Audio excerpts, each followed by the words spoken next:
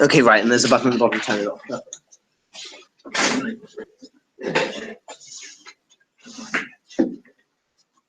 Yeah. Okay, welcome to round 4 of the Lund IV 2016. My name is Michael. I'll be chairing today, and judging with me we have and perfect in opening government. Boys in the hood. Speaking first. Connor. Okay. And the second boy in the hood. Andre. Andre. Okay. Opening opposition. Somewhat more tamely named UCD Law A. Okay. And then A on here. Perfect. Closing gov. The Star Spangled Banter. Wahey. Who's speaking first? Pierce. And then Carl. Okay. In closing op, Rotterdam B. Eric first. Perfect. It's amazing that the Gov have all these eccentric team names. And Opera, UCD Law A, and Rotterdam B. So there was culture clash in this round. Okay. The motion for the House. This House believes that all museums should offer to return all exhibits to their countries of origin. Without further ado, call upon the Prime Minister. Here. My friend.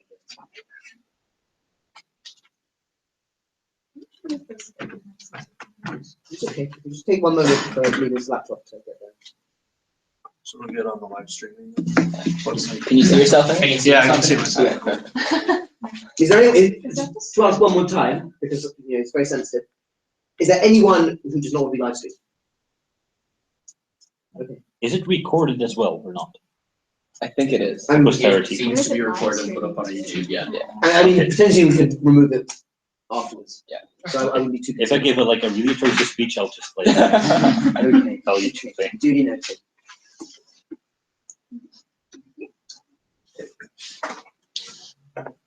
Thank you for the floor. Now, me and my partner stand in firm proposition of the resolution that museums should offer to return exhibits to their countries of origin. Now, first, the definition that we have to realize that this resolution speaks to offer to return all exhibits. This does not mean that the government side is proposing to force all of the museums to return their exhibits. Instead, they must offer to do so. And it is for the countries of origin, as in where those artifacts originally were found and came from, in the cultural aspect and heritage of that. Now, what we have to realize is that in the current status quo with the museums, there is a massive focus on Western exploitation of different artifacts. What we have to see is that all of the exhibits that are currently in the Western world have gotten there from a couple things, namely by force, through war, through theft, and through exploitation. What we have to realize is that this has happened, and this is why the Western world has more dominant museums and more dominant exhibits that take culture from different other Eastern and more exploitation purposes. And what we have to realize is by having this resolution in place, we ratify and help this exploitation. No, thank you. Now, our first argument, we have 3 main arguments. The first one is about economics, the third one is the cultural aspect, and the second is the cultural aspect, and the third is the diplomatic. Now, the first argument is economic. What we have to see is right now, the Western world in the status quo is profiting massively off of other cultures and the other cultures' exhibits through this tourism. What we have to see is that the Western world is more actually stable and it has a more solid infrastructure for tourism. It's mainly because Western cultures and more developed cultures have an emphasis on the service industry. However, developing countries where these artifacts tend to come from do not. No, thank you.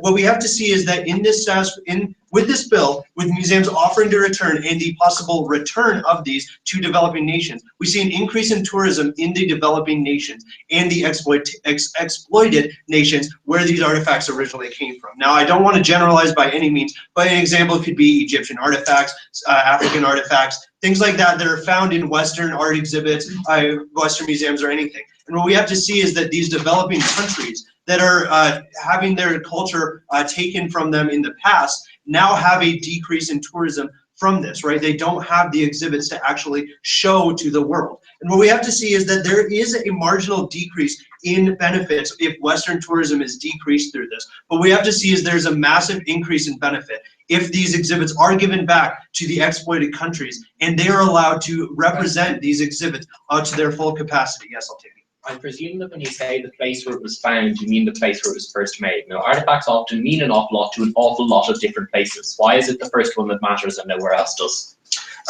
What we have to see is that we're talking about exhibits to their countries of origin. So, for instance, if like a dinosaur bone is found in a certain area, that should be the idea that it is the country of origin. Now, although different exhibits and different ideas seem to intend to belong to different people, and that could be an issue. My partner will bring that up later. Now, our second argument is the cultural aspect of this. The cultural aspect is that if you have this more exhibits and more artifacts that are brought into the country of origin where it is often found, then you let people learn about their own past cultures, and you let people identify with culture and traditions that is more important to them than the Western world. Now, museums are often featured in the Western world as a place of knowledge, but it is not a place to identify specifically with that exhibit or that artifact. No, thank you. What we have to see is that if you have this cultural aspect in the country of origin, and you can learn and actively engage in it through the traditions of your own culture and what you identify with, it is more beneficial than the Western world using it for just the simple use of knowledge or tourism.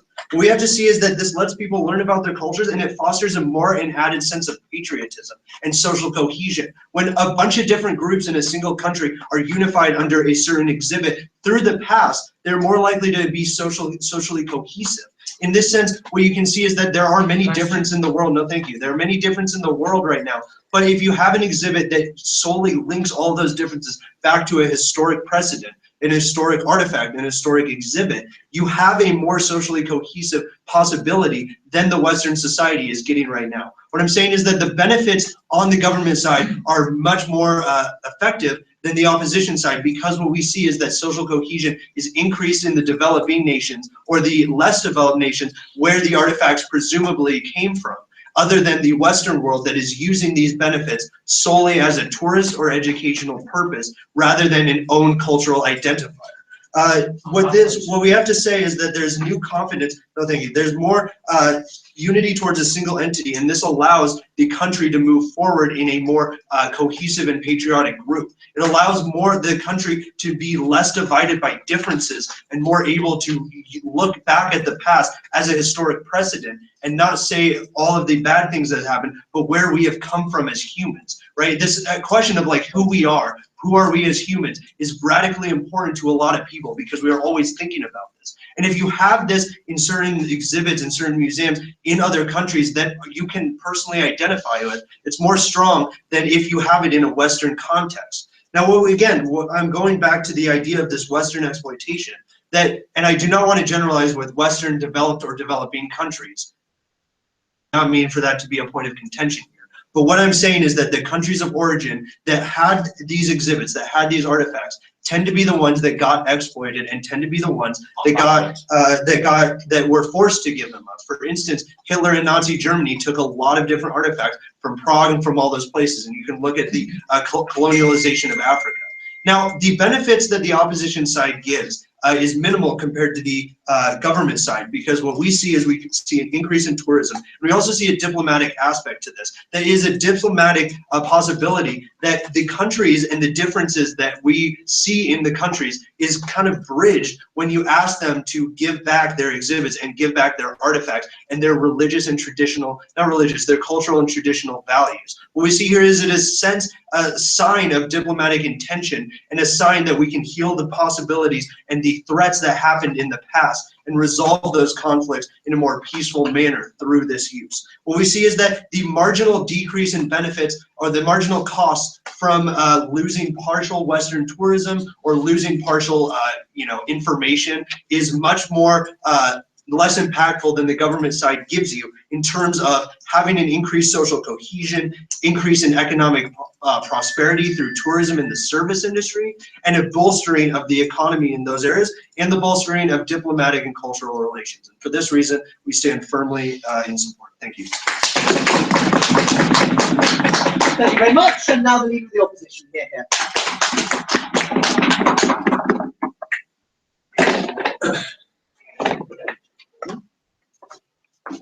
No, of course not.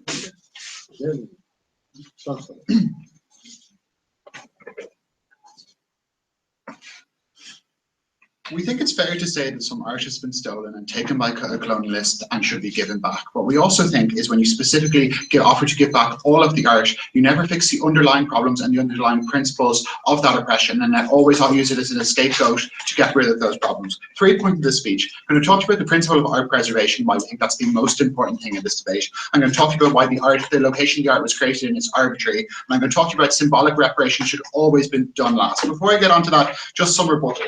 First of all, we heard how this is great for tourism and culture. It's unclear that when I return something specifically back to Mali, given it's one piece of art, I don't see how that massively increases tourism to those areas. But even if that's true, their case lies in the fact that these are developing countries that specifically can benefit of the income generated from that tourism. That specifically means they're probably more willing to charge for their museums to get people to access that. I mean, that conflicts with their case when they talk about these are pieces of art that people should access the most. So the very thing they're on their own analysis, they mitigate their benefits getting it seen by the widest variety of people at the point which is moved from the British Museum, which is free for people to enter, and push into other museums where people specifically have to charge to enter. Secondly, we heard diplomatic possibilities and why art is the better. Number one, diplomatic possibilities, why it's better. Number one, it's incredibly unclear why art is the best metric to do things to apologise for your colonial past. We think it's specifically more likely and better received if you do things like pay reparations or even just stand and apologise to people for what you did, instead of saying, well, we're just going to gloss over the fact we slaughtered thousands of your people and enslaved them. We're going to give back those pieces of art, and we think that's the right thing to do. We think countries don't stand over that, and we think countries see through them. And even if they don't, more on this later about how you get actively worse benefits for reparations and benefits these policies. First point on principle of preservation. No, the preservation of art is fundamentally the most important thing that matters. The entire OG's case analysis, why this art gives huge meaning to people's lives, is specifically the reason why it should be shown in the best way possible, more importantly, preserved in the best way possible. Manuscripts often require more than just being shown in the right light. They require things like temperature control, moisture control, be specifically locked up in a safe environment and cared for by historians who often pay large amounts of money to do those. So the British Museum and those kind of institutions do it in the best way possible. They preserve this art, not so it can just be given to those people, but so it can be preserved for generations of people to see in the future. At the point at which you move to another institution, we think at best that institution is probably less well equipped, particularly if their case is hinged on developing economies, to care for that art. But even if it is, we think there's the harm of moving things like the Elgin marbles and particularly fragile parts of history means specifically dangerous if you ever risk that. We don't stand over that principle. We think art is crucial in understanding history and accessing your culture. We think geography of it is arbitrary, but more importantly, the fundamental principle that art can exist and exist in the best way possible is the most important thing in that debate. We think it specifically happens when it's kept in somewhere safe, like the British Museum or like in New York. Second point on why the location of art is arbitrary.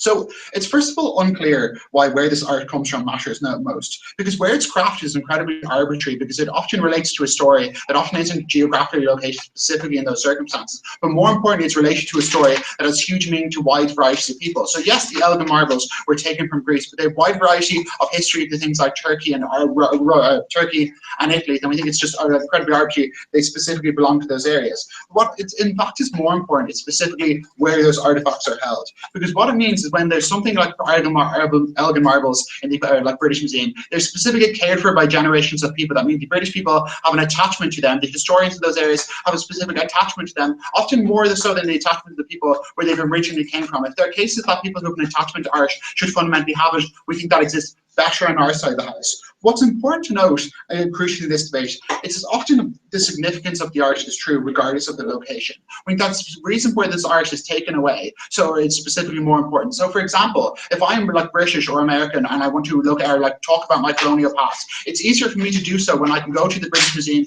and recognize the fact that the Sphinx's nose is there that's been stolen from the Egyptians with all those artifacts. I mean, that's specifically easier for you to access that kind of history and access that kind of past when it's viscerally in front of you at the point at which you recognize that art is there. When it's taken away and when you give it back, you lose that ability for, number one, a wider variety of people to access that. We think that's crucially important when it's kept in those developed countries who can do things like charge free admissions or free admissions and store it better. But more importantly, you lose the ability to access or recognize that art is taken unjustly at the point at which you give it back and expect everything to be done. We think that's actively worse on their side of the house. I'll take a POI if someone has one. So the attachment of Brits to stolen artifact in no way precedes the illegitimate nature of their acquisition in the first place. Okay, the acquisition is illegitimate, we think, number one, the principle of the art being kept in the best way possible outweighs that, because if the art is so valuable, we think it's significantly more likely that it lasts for longer generations at the point at which it's in the British Museum. But even if that's true, we think returning it to a museum or returning to a country where it's often shown in a less well light or shown to a fewer variety of people is a harm that they have on our side, their side has, compared to us that can show it to significantly more people and often a better way.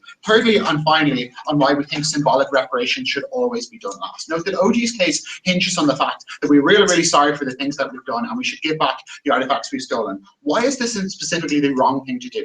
Because note that when the British Museum says they're going to take out the vast majority of its wealth and its stock and give it to other countries, it looks like England is like owning up to the things that it's done. It looks like England can recognise the colonial power was and give it back to those other people. Why is it harmful? Because what it does is just cherry picks the injustices of the past and allows you specifically to tell people that you've changed, or specifically to tell people you've done something. It's quite possibly the most symbolic gesture that you can do. Yes, we enslaved your people. Yes, we killed thousands of you. Yes, we destroyed your economies for our benefit. We're going to give back that art. Well, give back that art specifically now when it's no longer in our interest. No, what it does is it destroys any kind of other reparations or justice. The specific capital to do things like me to feel like I should pay reparations to a colonial power, or me as the UK to feel like I should give back. It's specifically done on the fact that I feel I owe something to them. We think when you give them the art and you can stand up as the state and say we gave them the most valuable pieces in our collection, you lose that. What Adon and I stand over is reparations and the atrocities being properly accounted for. We think that is only done when there's political capital to those movements. You lose any kind of capital at the point at which you permanently paint it as doing something wrong, or doing the right thing. We think that these are gestures and these are things that should be done. We think when OGs stand up and tell you it's the best way to foster diplomacy and it's the best thing to do, I think it completely unhinges the case of thousands of people who've suffered and allows the perfect opportunity to always absolve those sins. We think that we think keeping the art shows it in a better light and shows it to a wider variety of people. So happy to oppose. Thank you very much. And now the Deputy Prime Minister. Here. Yes, sorry.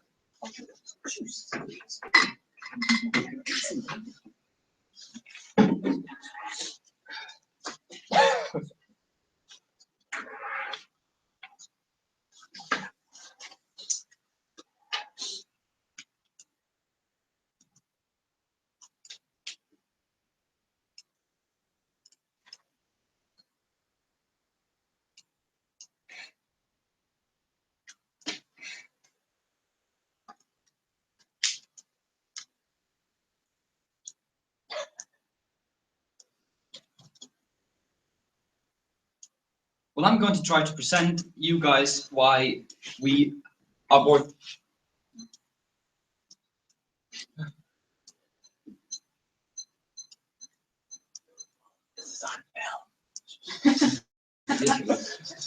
I'm going to try to present why we are in our house are both morally better and also we have the more benefits on our house. But I'm going to try to bring three arguments. The first, why we are morally right. The second one, why it doesn't matter where it's placed, why geography matters. And the third one, extending on the diplomatic side. But first, some rebuttal. Back to the tourism. You criticize that in these countries, there could not be money made because you could not charge much for the museums. We're not saying that we're going to create revenue from charging money for entering the museum. We're saying we create revenue from people traveling to these countries, wanting to visit these places, then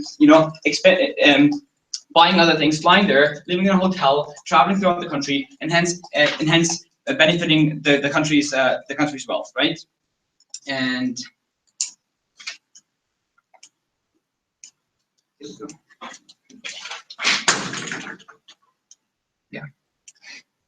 And also the last point, that it's not a good measure to just give it back and not say apologies, and the other measures to take, that was also part of your rebuttal. We say, why is that exclusive? Why can you not both give it back, both give the artifacts back to these countries, and also try to apologize and try to pay back some monies to pay reparations? This is not exclusive on our side of the house. We actually would like to encourage countries to pay reparations, and these countries should also encourage their museums to give back these artifacts. This is not exclusive. Yes, and the principle of preservation. We are well aware of the fact that transporting these artifacts might lead to some of them being partly destroyed, and we say this is worth the risk and because we think that in most cases there is ways of transporting these artifacts. Even it is quite common that in the Western societies that they transport these artifacts between different Western countries. So that, say, the British Museum is sending these artifacts to New York, like you said. This is already common practice within Western countries. Now what we want to do is transport these artifacts not between Western countries, but actually from these Western countries to the country of origin. And also that it might not be, you know, as well preserved in these countries. That might be the case in many countries that are still that are developing. But there are many countries that you have taken many things from. For example, the Spaniards have taken many things from Latin America, and many Latin American countries have the capability of preserving their artifacts as good as the British Museum, for example, can. And even if you have a country where they cannot ensure that it's perfectly preserved, we think this is worth taking the risk, and that is going to be part of my arguments. Well, then why are we morally right? Like explained in the beginning of the first speech, we have taken these products, we have taken them, we've forced people to give them to us. We've stolen them. We've not just stolen them, but doing so we've exploited the people. This is part of our colonial history that we have had, and we think that there is no justification now that we are attached to it now as a Brit, for example. I'm attached to this piece of art in the British Museum. This doesn't matter because it has come from some country, and we have taken it, we've stolen it from there. You have no right to owning this item, right? And you also have a moral obligation because you have taken away for so many years these artifacts. In all this time, this country could have made revenue, could have made benefits, could have had tourism, and you've taken away that opportunity from that country for so many decades that you have now even more accumulate the moral justification of giving back at least now these artifacts that they can then in the future make this revenue that you've taken away from them for so long. Yes. You want to write moral injustice of the past. There was not very rigorous legal codes back then. I have no idea where they got the materials to make the Alga marbles, or where each individual people did actually do that justly. Why is it you're so sure that the place was made has an absolute moral claim to that good, even if the dinosaur bone? Yeah, so this is going to be part of my second geography part, but saying that there was no moral code somehow, that's not really true. Of course, in the countries that were not having, you know, these extreme developed societies, they had not their own moral code, but the countries that took them, they had their own moral code, and already then theft was illegal. But they went to these countries and you know, they proceeded with theft, and that was already illegal back in the day. But on to my second point, geography, why it matters. Now, arbitrary. I agree that some pieces of art have been produced in different countries, in different areas, be it maybe cooperating between Greece and Turkey. But we believe if we put, for example, an artifact back to Greece, which is much closer to Turkey, much more connected, it's gonna be much more valuable, matter much more to be having it there than having it in the British Museum in London, right? Because there's absolutely no connection between London and this artifact, but there's at least some connection between Greece and this certain artifact. So imagine in that aspect. And again, pointing out what my partner said, if we, for example, take this example of Greece and Turkey, putting it there and you know, creating this and sharing this information and telling people, and people can visit it and people can see we have a common history, we come from somewhere. This is of major importance to teach them, and they can actually overcome these barriers that divide them now, because they see we've come from something together. We've had this massive civilization, maybe because it's now portrayed, the narrative is that the Western cultures are this civilized societies, but actually that hasn't been true always. So I think we give back to those people this proudness, this you know, being from a certain place and, you know, unifying these countries, that is massively outweighing the harms. No, thank you.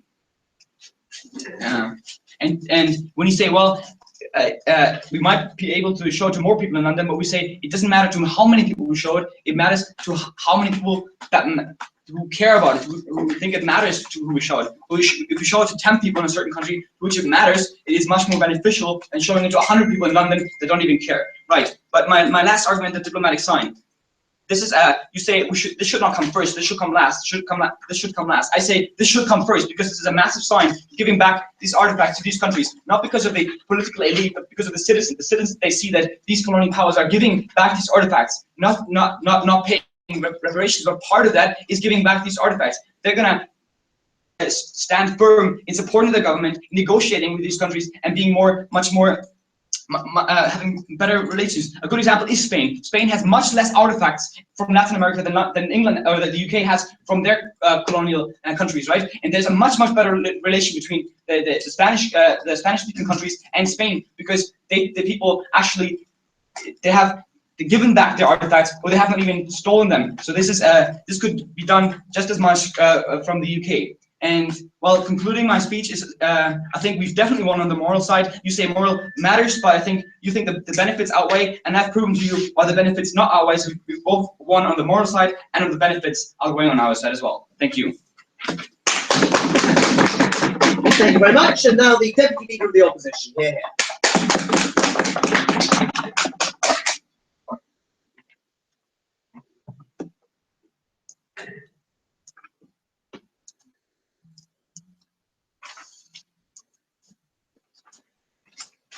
Thank you very much. The first thing I want to do is to talk about who has a right to these objects. The second is to ask whether art might have a symbolic value and the outcome of that in the world. Before I do so, there's been a lot of talk about unity and bringing together nations. My first response is just to wonder, what is this wondrous piece of art that can reunite fractured nations? I don't know which dinosaur bones exactly they're talking about, but I would have liked some specific answers as to know genuinely, I don't know what nation they want to give things back to or who they're going to solve it. But the second thing that I would point out is I think there are plenty of examples of where art could be particularly divisive. So if I find some art that is Kurdish in history, do I give it to Turkey? Do I give it to Kurdistan? Where exactly do I put this? And where, and like geographically, obviously, I understand what the motion binds you to. But why do I believe that in general this is going to make less divides rather than more? That had no particular end goal to it as an argument. But our claim first about the right. Our general stance is that we think art should be made as available as possible to as many people as possible, so that people can generally try to self-select and get in there. We absolutely concede that it is imperfect, that we have to go to godforsaken places like London to see things, but we also do concede that there are worse harms on their side. So to start off with, we just it wasn't really responded to other than to say that, well, obviously we move other things around. It has to be some nuance has to be realized that certain artifacts are safer to fly to New York on the weekend than others, and we are most concerned with the most fragile pieces of artifact. But we would, to add more analysis, point out that these things are literally priceless in some items. Like, how are you going to guarantee me security for them? How do you know that this developing nation, which they're pointing out, they think that this will be the one stream of revenue from, won't have them stolen and therefore disappear from individual safeguard? Second, we don't think they can be preserved. This is crucial. I don't know why the however many 7 billion people on the planet right now have more right to a cultural heritage than the bazillions that will exist going on until the world explodes. Like, there is an importance in terms of the longevity of art, because history means something to us as we go down the ages and they rob this from people. But what are the responses? The first is, no, it matters to the people who are from that place. Like, what is that place exactly? I just think that art takes on a cultural value because of the way that it interacts with people. The Elgin marbles were important because of their place in the Parthenon, not because of where the marble came from or the place that someone banged a hammer off it until it was created. I just don't understand why the production is the most important element of it. We think that in various pieces of art, they have traveled around communities and meant massive amounts to massive different communities before the Brits eventually stole it. I don't know why giving it back to the original place and ignoring all others has any particular moral claim to it whatsoever. The second thing to say is that work was put into it, or this might be a moral consideration. The work is put into it right then and there at the start, and so you take the objects and you mix it with your labor and it becomes yours in some way. Well, you were not the person who made that, and neither was even your grandfather. We think this was individuals long ago, and it has to be outweighed by the massive amount of work put in right now by genuine historians who fall in love with this culture. Like, honestly, if you were to talk to somebody who went to the British Museum, I think it's very plausible that an awful lot of people in the UK do actively engage with their history of a colonial nation in seeing that right in front of themselves. That means something culturally to understand what you did in the past and where your nation come from. You have all of the meaning that they think exists in the place of birth right now in the museum, wherever is placed, where it can be protected more specifically. And I don't know why those people don't have a right to engage in it. That's the public in general. I do think they care, but specifically the people who work on it, like who have put their lives into trying to restore these pieces of art or who have tried to care for them. Like, I don't know why that matters more than the object. The response I got in a POI is that no, that doesn't undo the initial theft. Like, I just don't think that there was no theft involved in the production of most of these. Like, most incredible pieces of art were made by empires of one sort or the other. Like, if you think the Egyptian Empire in building the tombs didn't do anything wrong, like, there was a large piece of history that was just left out there. And I don't understand why things aren't there. Crucially, what does this mean in debate? First, all of their concepts of economics and everything else fall out of it, because we think the moral claim to hold these is in not all places. Some things were definitely just taking the piss and should be given back, but in vast majority, in many pieces of art, low in where it exists now. With this economics argument that they give us, they say that this could bring a nation back in terms of the amount of money that you could give to them. The first thing that I would point out is that it is entirely unclear to me that if they're right that people are en masse able to move around to see art, and so tourism massively increases, then why is it that the art has to be in the exact nation where people will see it most, if that makes sense? They think that the vast majority of people who want to see this, who care about it, already exist in that country, and so tourism isn't a massive benefit. But the second thing I would just point out is that I do not believe, for the vast majority of developing nations, the way out of poverty and the enclosed, oppression that existed that undermined all structures of their infrastructure is to give them some marbles back so that they can have that as tourism. There are far more significant issues, which is why I want to talk a second about the symbolism, or symbology as some might say it, of art. No, thank you. It actually, our contention in this second point is that museums must take consideration of what exactly the effect of their actions will be. So not just a moral claim, but will this actually make the countries better off or worse? And if it makes them worse, we think that you're bad people if you support this motion.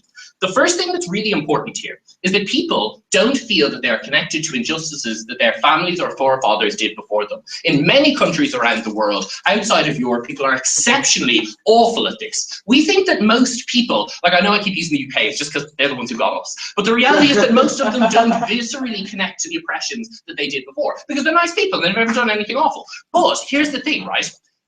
If the only thing that they had done is to take an active step of apologizing and giving something to them, which presumably is now the foundation of their economy, if you believe that argument, then I have no idea why you then go further to do anything else. What we claim from this is that I will take point if anyone has them. Sure. Yeah. You mentioned earlier about the preservation of artifacts, and that because we can maintain them better than these developing countries, then we should do so. Isn't this kind of a form of Western pretension that just because we can do the safekeeping better than the developing country, then might as well do it in the first place? No, I genuinely just think it's partially historical accident that they happen to have a lot of investment in the past in these facilities that they can do it. Equally, sometimes there is just more money. If I'm being pretentious, if there's some countries where they can look after it, give that art back. You have to stand over all of it. We think there are definitely instances where the British Museum can do it better, and we will win the debate on that ground if we have to. But this is really important to end with, right? So people fix to symbolic gestures. When they can't see the Alga marbles every single day, they start to forget so easily how much they screwed over other countries.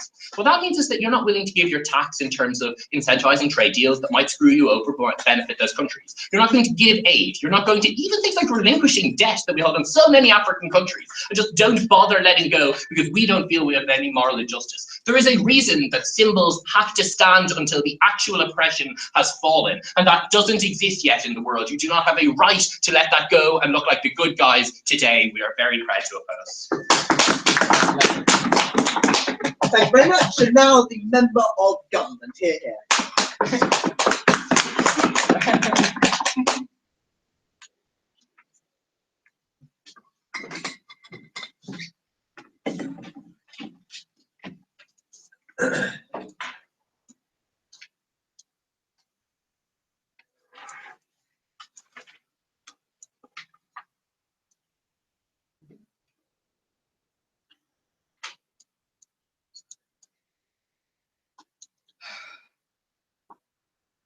First, I'm going to mitigate the hell out of the idea that every developing country or former colony is unsafe for art.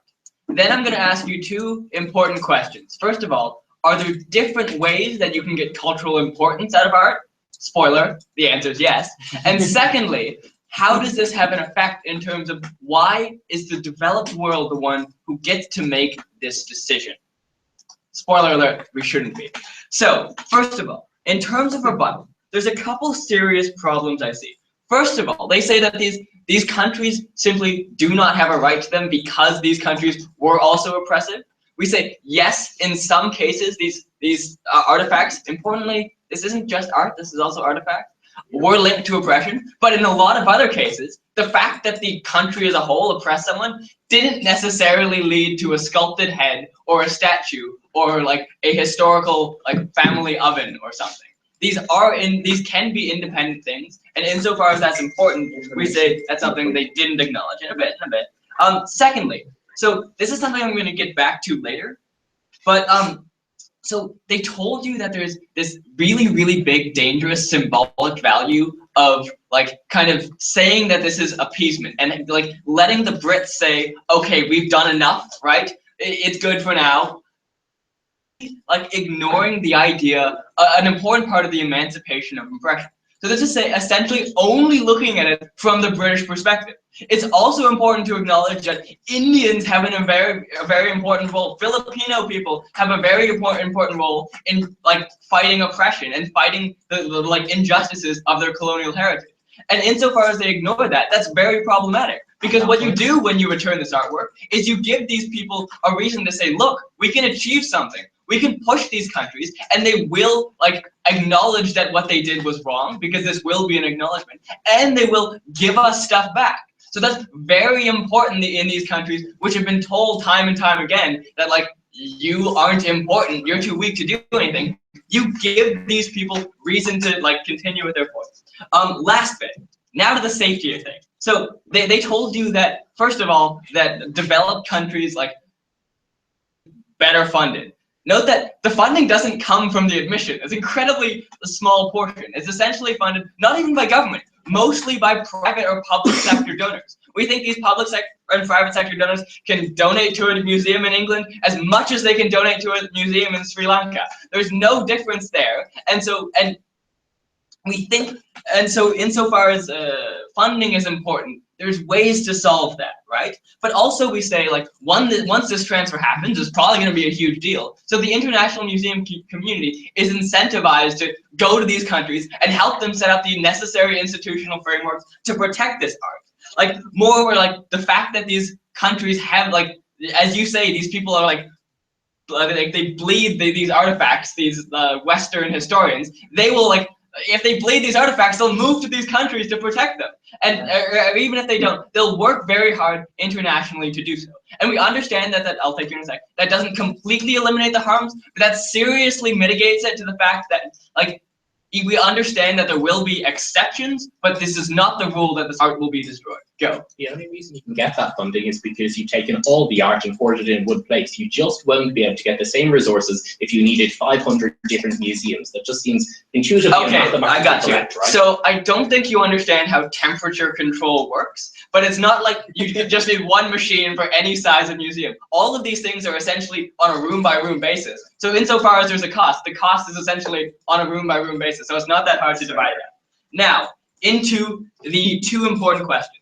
So they brought to you this idea that, you know, global value, right? Insofar as we all learn something and understand about their past. We think that's true, but we think when you talk about that kind of art, it's probably more characteristic of the kind of stuff that you can get that value. You can say, oh, that's neat, or oh, that's a thing that happened, from like BBC or from images or from things that aren't location specific, as they say. We think there's another value of art, which is having a tangible link to the past. And we think that is important for like colonial countries, but it's also important for the countries that were colonized, because for these people, their entire history has been essentially predicated, like written by the British, right? What you do is you show them, like you give them a way to construct identity, to construct meaning about their location and their civilization beyond the British. That isn't filtered through some like stuffy English historian, right? And so what you do is you give them a way to say, listen, my past didn't start when like French people came here and started writing it down.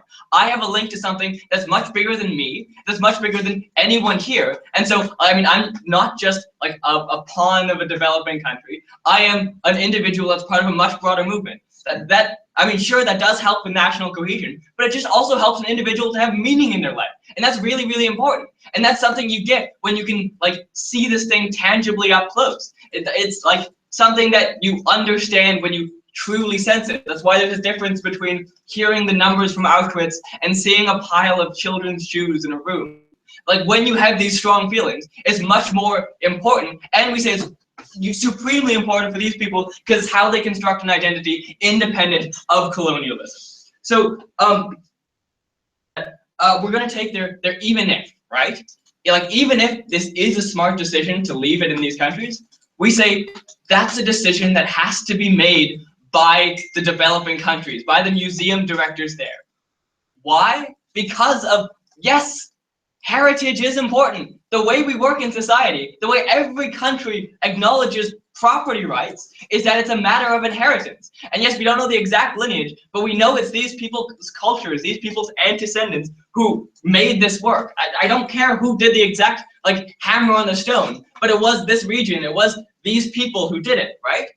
So that is a legitimate claim. So you have that principal claim on how we generally operate in society, what we think is right in terms of who owns what, and then you have them saying safety. Now I already mitigated safety, but note that even if it's not mitigated, what they're saying is that the developing world is legitimate in saying, okay, the developed world is legitimate in saying, okay, the injustices are not of the past, are not important now, because now we're focusing on a broader like communal thing. We're like all working together to save the art.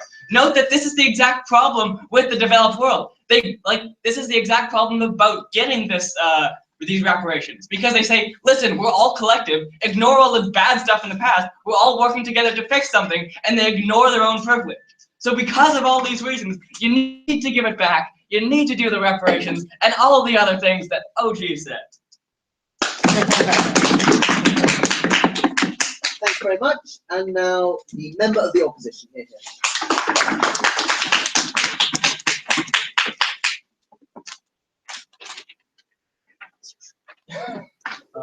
What's the fastest way? This way.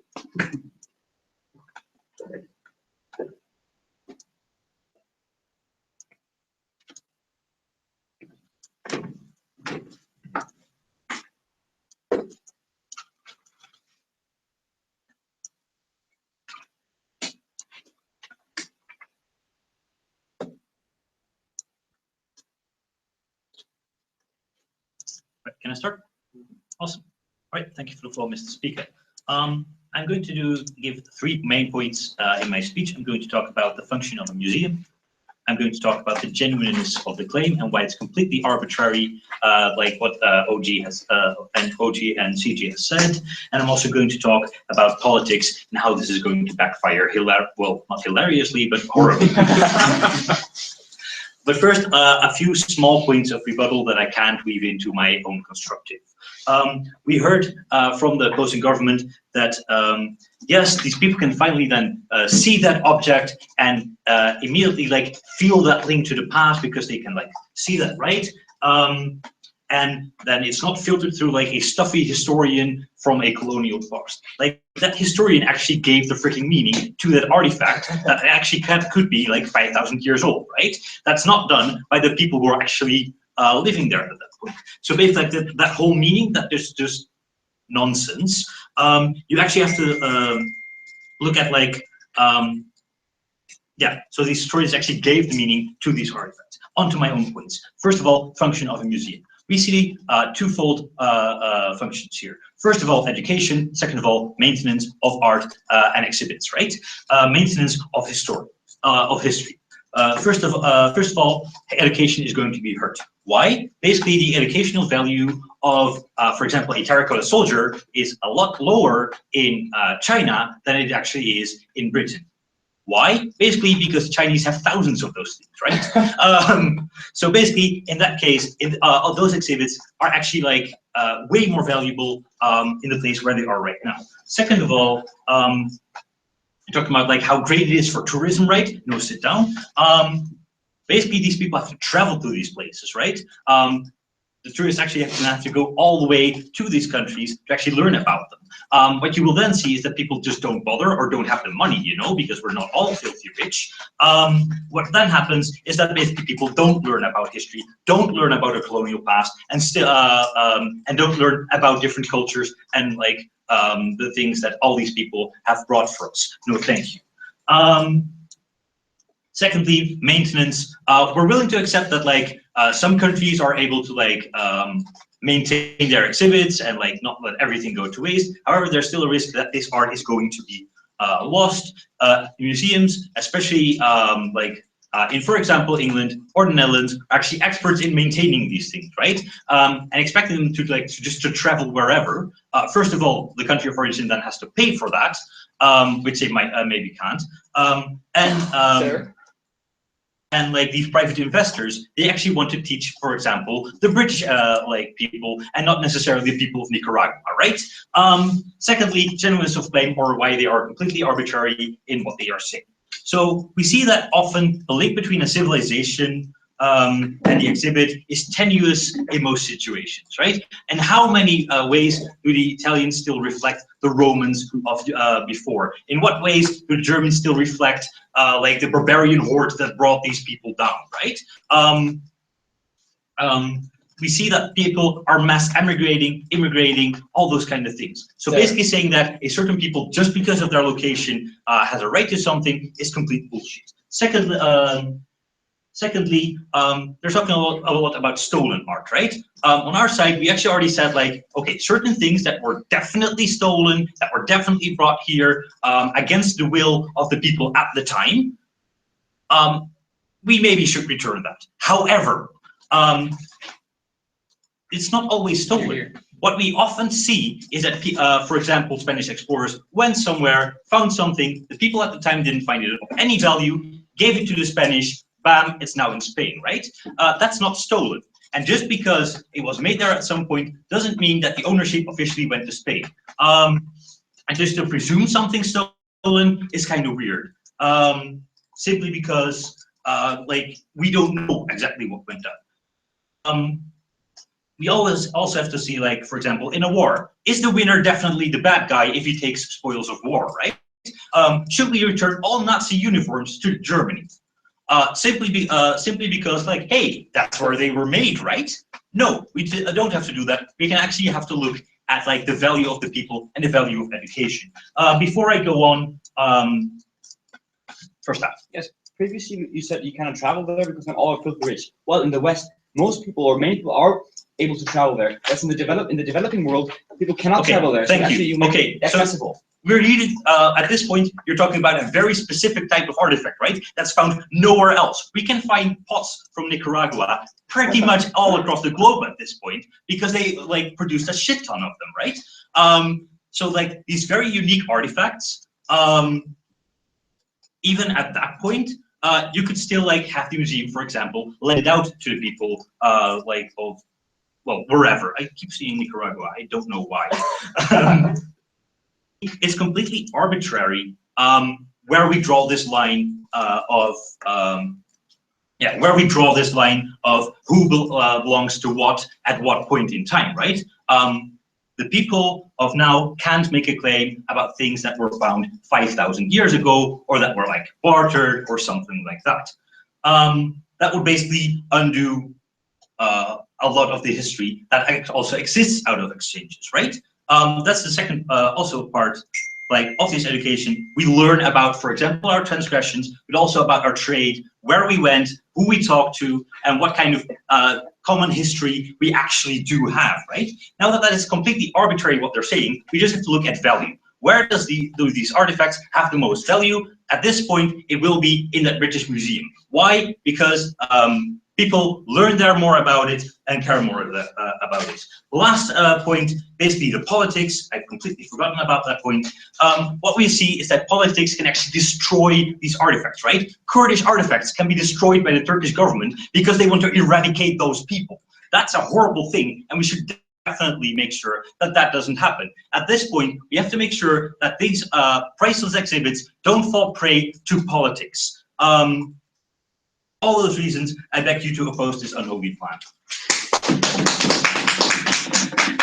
Thank you very much. And now the government whip to close the case for the government. Yeah.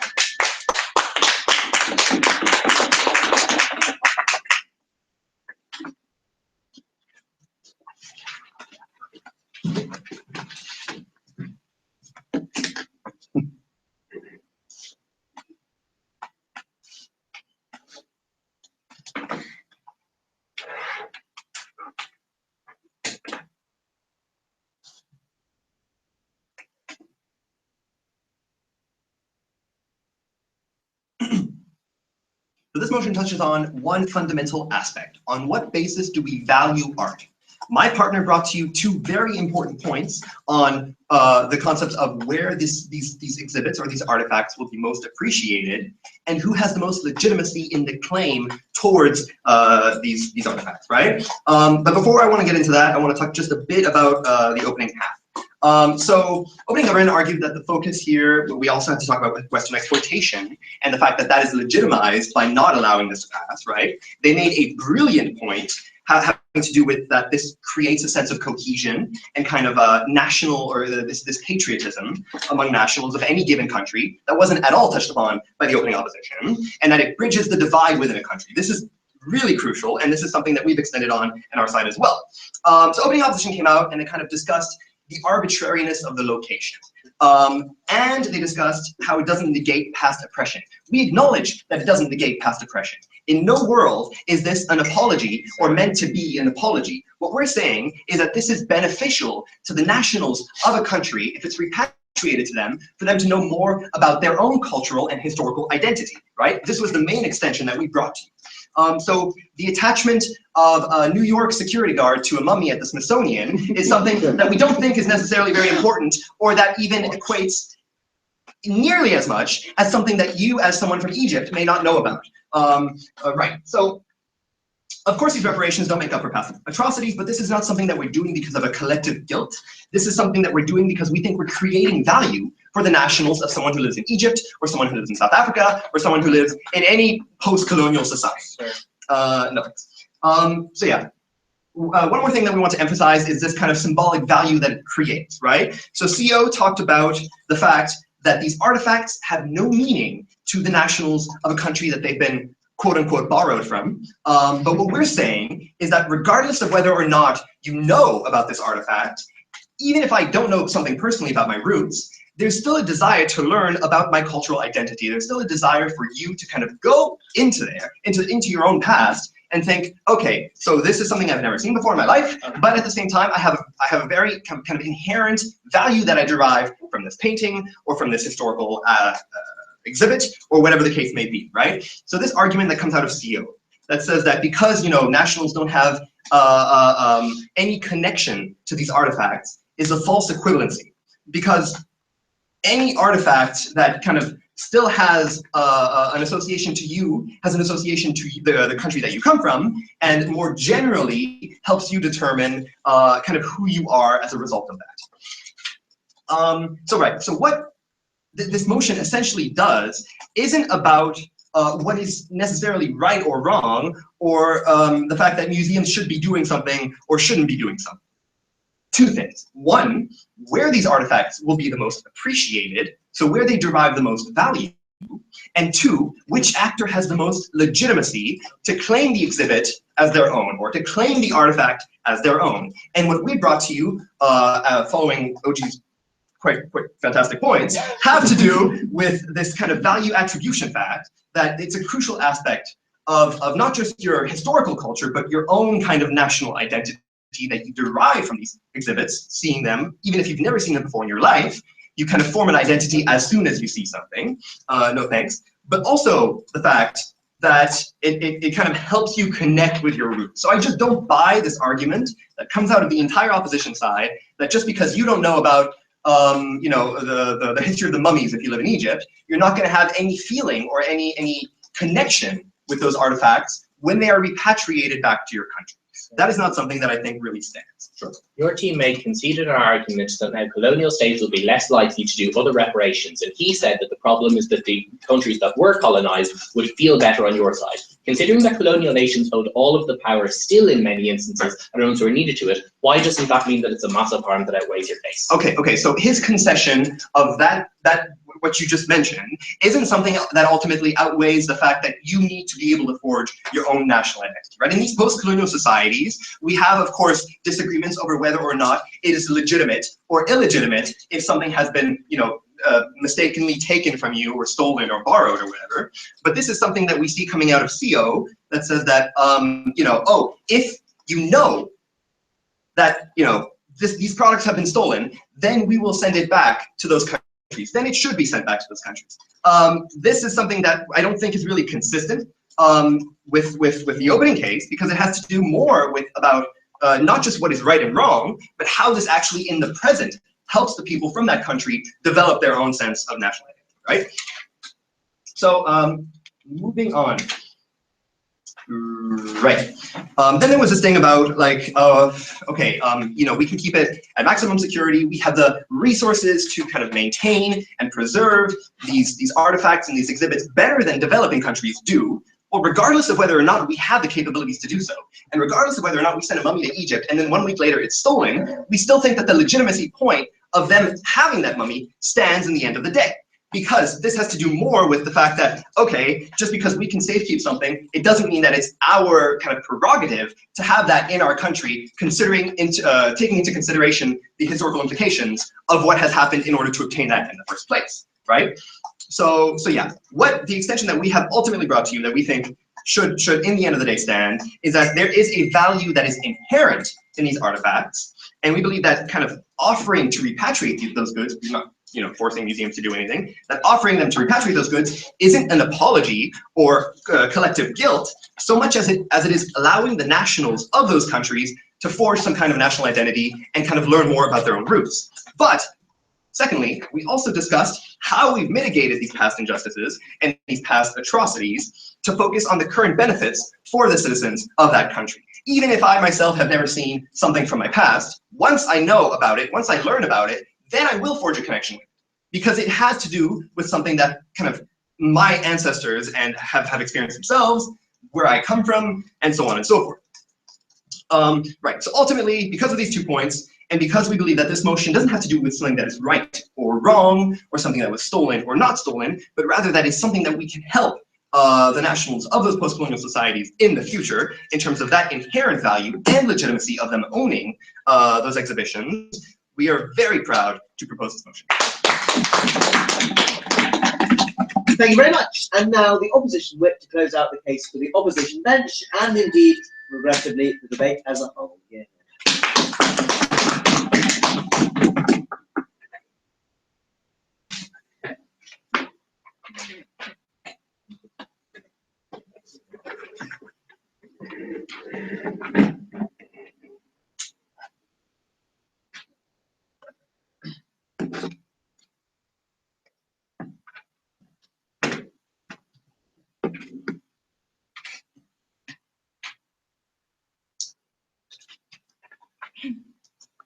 Thank you for the floor. Okay, so I believe that I've seen 2 large clashes in this debate. First of all, a more minor clash about the preservation of that art and how capable are those developing countries to preserve that art. And then most importantly, the value of that art or artifacts to the people in the countries where those museums are, as compared to the value of those artifacts to the countries where they sort of came from. So first of all, about the preservation of history. There have already been a lot of points regarding how, establishing how in developed countries these museums, they are like a gathering of expertise for people who actually studied to learn how to preserve these artifacts and study to learn how to deal with these artifacts. So these are in these large museums, and the opposition proposition has posed of how the private investors that provide the money for the museums, well, they will just give their money to the museums in the developing countries. My partner has explained how we think that this in fact will not happen, because these private investors, they generally give money to those museums because they have a connection to it, because they have a connection to the art in that museum, and because, for example, they always went to the British Museum as a boy, and now they want to give back and let that museum go on. But if you don't have those artifacts and that large museum there, then they won't be able to actually form a connection to that art. Why would someone in Britain suddenly decide to give all their money to a random museum in Uganda if they never had an opportunity to form their connection to that museum and form a connection to that art? So we think that that point still stands on our side of the house, and my partner has made this point like standing and convincing. So the next point about the value of, okay, I'll take opening first. So might it not even actually be less expensive to have this art in these developing countries, considering the fact that it's cheaper to maintain the museums there. Don't agree. We think that cost won't be so big, or like that difference in cost won't be so huge considering the huge margins of like how costly they are already.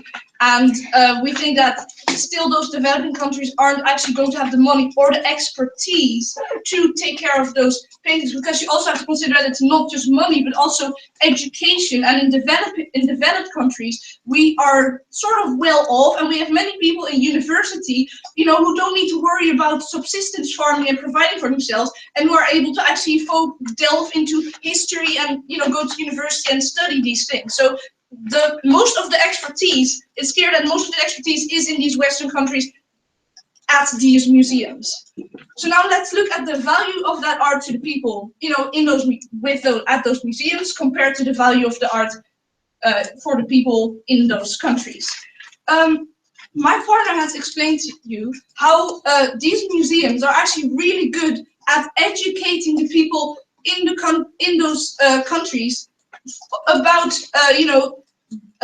different other countries. So basically, my partner has grounded the debate a bit more by saying how those artifacts aren't all just stolen, but also things that traders from your country have taken, have bought. So, for example, the Dutch have like a history with the VOC. And the VOC was a trading company that, for example, went to Indonesia and bought these pots and plates. And so they brought it back to the Netherlands, and now it's in the Netherlands. And that it's a sign of history of what the Netherlands has actually done. So these foreign objects can also be a huge part of a nationality, of history of another country. And we think, to your point about tourism, for example, we think that it's much more valuable to get people interested in other countries there in those museums, because then they will actually get incentive to visit those countries, because they might see a really interesting artifact from a country and then realize, oh, that's interesting, I would like to go there.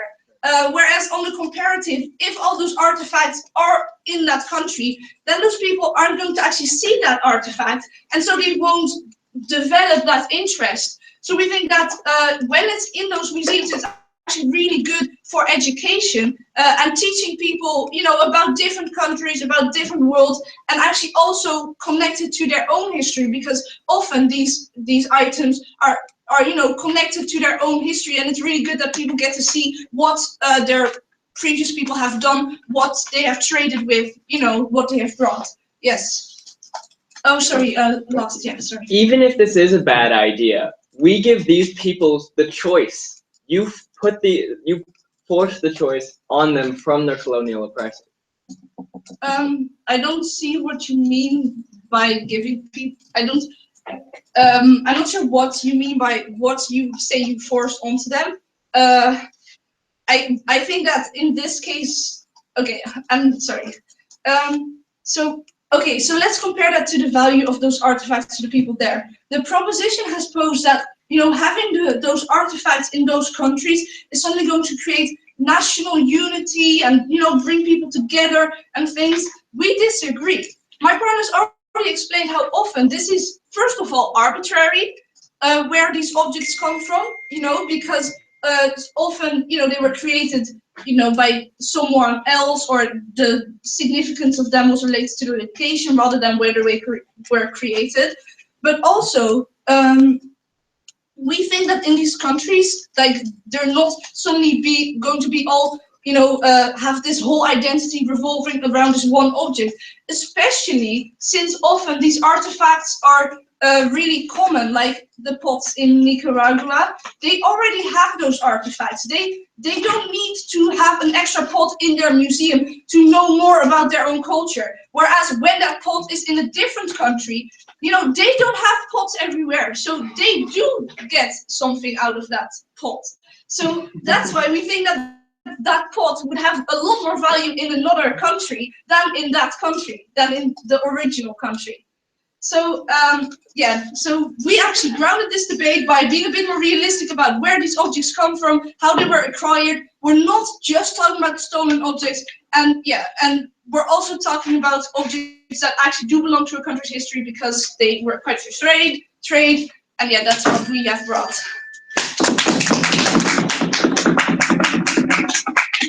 Thank you very much. Thank you all for a great debate. You go outside, shake hands in that order. We'll call you back in when we come back. Take this, please. Yes, I'll do that. Like, do we turn it off, or There. how do we turn it off? It's just the thing about